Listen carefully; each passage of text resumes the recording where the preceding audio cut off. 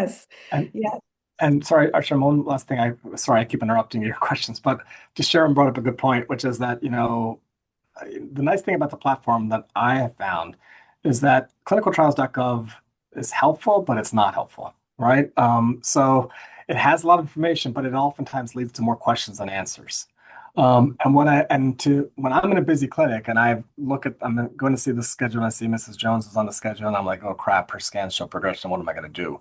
Mhm. And I've only got a short period of time to figure out what I'm going to do. Mhm. And I want to think about clinical trial options. The benefit of what I have found with the 1104 Health application platform is that, for those who haven't seen it, but it's literally condenses everything into the salient key points that I need to understand the schedule, the protocol, the purpose, the why, the side effects. And then it even has the potential, it has the ability for me to get a small 1 minute sort of summary, which is helpful for my ADD brain to sort of walk away and have enough points to be able to speak intelligently about the study and then to make the connections, which is very hard to do in the midst of a very busy clinic. If I Mhm. didn't have that, it would basically make it that much harder for me to even recommend the study.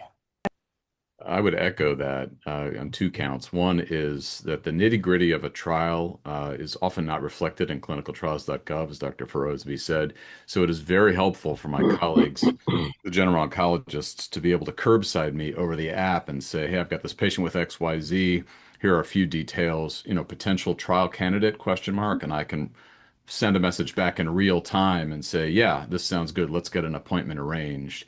And that Mhm. allows for the general oncologist at the appointment that is upcoming for them to say, I've already reached out to the Right. team at Hopkins. We are going to get this appointment arranged. That's first point. The second is it works in the opposite direction. We had a patient not too long ago where before they walked in the door, I sort of knew what we were going to need to do. And Mhm. I had already communicated with a general oncology team that was close to home to be Mhm. able to say, I know what I recommend, and the Mhm. place that is probably best for you to get it is right around the corner from your house. I have already been in touch with the team. Mhm. The patient's concern was Mhm. that they had finally gotten to an oncologist, me, and they were Right. going to get therapy. And so for me to say, no, I'm actually not going to treat you, you should be treated with XYZ, was frustrating because they wanted to start now.